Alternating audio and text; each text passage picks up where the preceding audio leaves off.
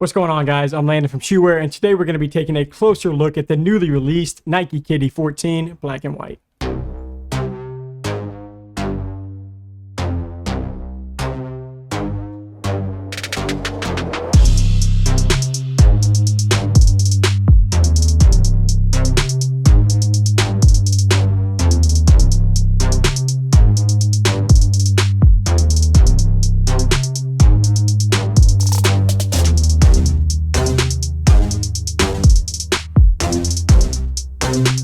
So before we get into the shoe review itself, let's go ahead and hit on the box and the price first. So for the box, these do come in at not really a matte black, but definitely not that shiny material surface like the KD 13s came in, but still pretty basic. You do have KD's player logo right there on the top. And then a nice little touch that they did for these was they put Kevin Durant and then the Roman numerals for 14, since obviously it's his 14 signature shoe on the front of that box. It's not like anything important or anything. It was just a small switch, and better than changing nothing. But for pricing, at least for this pair, they did stick with $150, just like the KD 13s. So that's going to be nice, because at $150, these are starting to make that jump up towards the LeBrons and the Kobe's for that retail price a little higher. But I like Durant's shoe line a lot, so I'm sure next year they'll make that jump, and that's just fine. It's a matter of time for that. But that kind of covers the box and the price, so let's move on. All right, so before we jump into the performance aspect of these shoes, let's take a quick look at the appearance and just kind of the overall design first. So the first glaring change from the 13th model to the 14th is that they have brought back the strap, and let me just say, I'm here for it. I literally just want to know what goes into the decision making of whether or not the strap makes it onto the shoe or the design or not. Some Kyries have had it on and off before, and then of course same thing with KD's.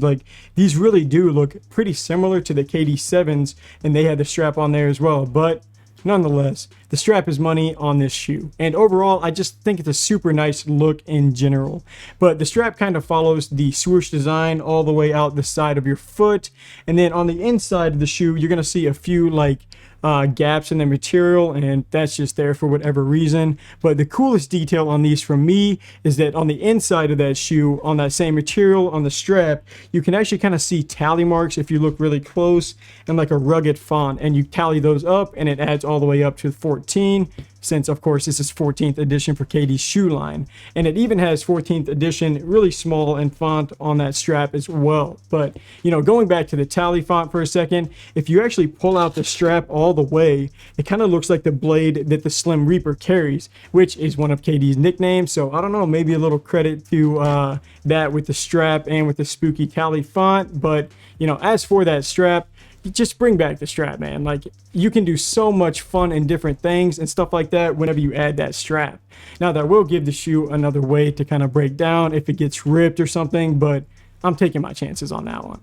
But moving on from that, the material and the design covering these or covering this shoe looks pretty cool, and it has a nice feel to it as well. My first thought is it almost reminded me of carpet when you run your hands along that, but you can kind of see the orange stripe material underneath as well, and I think that's going to allow for maybe some fun colorways to come. And then let me just say, of all the black and white basic colorways that new basketball shoes release in, this is really high up on my list for a basic color scheme. And that's just going to kind of speak to how much I really do like the design on this KD 14. But to finish off, a little bit more of a thicker material on the back near the heel there, and kind of a wavy pattern to kind of round these out. But you can't really go wrong with these. And then the setup on the side with that Air Zoom bubble 2 on the outside of the foot, I mean, that kind of rounds up my very generous opinion for the design on these. So let's move on to performance. All right, so to finish off this review, I'll combine the materials, the comfort, the traction, just basically how these hold up on court. So checking out the cushioning on these, they did keep the same full-length Zoom strollable cushion from similar models, similar previous models, but Nike did take away some cushioning. So flashback to the KD 12s, and there was an additional Air Zoom unit in the heel of your foot.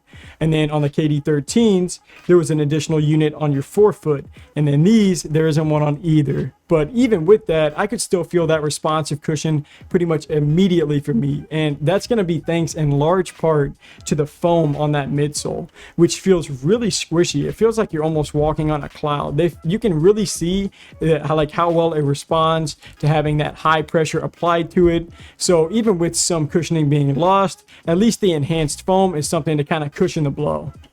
Get it?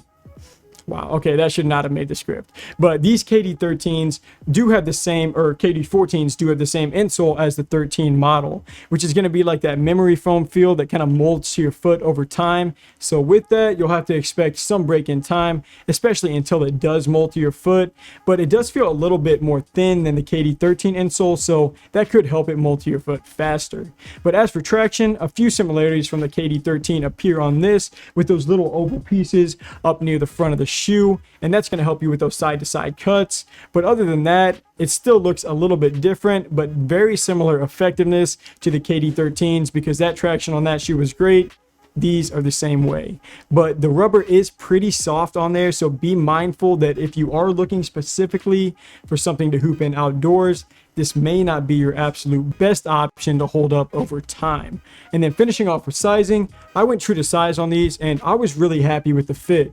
Some models in the past have had like a pretty narrow fit on my foot, but the lacing system makes these pretty easy to get on. Even with that strap, you know, it stays out of the way. But now I have seen some people saying that they ran a little bit snug, especially around the toes, and I'd have to say true to size for me, but maybe for wider feet, or if you just like more room to play in general, maybe go half size up. But overall, the KD14 is another step forward in Kevin Durant's shoe line. Even with the loss of some of that extra cushion, the foam and the insole make up some ground for that. And these are lightweight, they're breathable, and the traction is great. So kind of tough to beat all of those pluses for the KD14. All right, so that pretty much wraps up our unboxing and performance review for the Nike KD14 Black and White. Thank you guys for taking some time to watch. And if you are interested in purchasing these shoes, just check out the link in the description. And then if you haven't already, feel free to sign up for Rakuten as well, because they're going to give you cash back across all different platforms, all different websites, just for buying what you already plan to get anyways. And then also be sure to click the link in our bio, and from there you can find our shoes that are going to be available for sale on our website. You can also head over to our social media to stay informed about upcoming sneaker releases. And then last, just feel free to leave a comment below letting us know whether you liked the video or not, or what shoes you want us to check out in the future. But until next review, I'm Landon from Shoewear. Peace.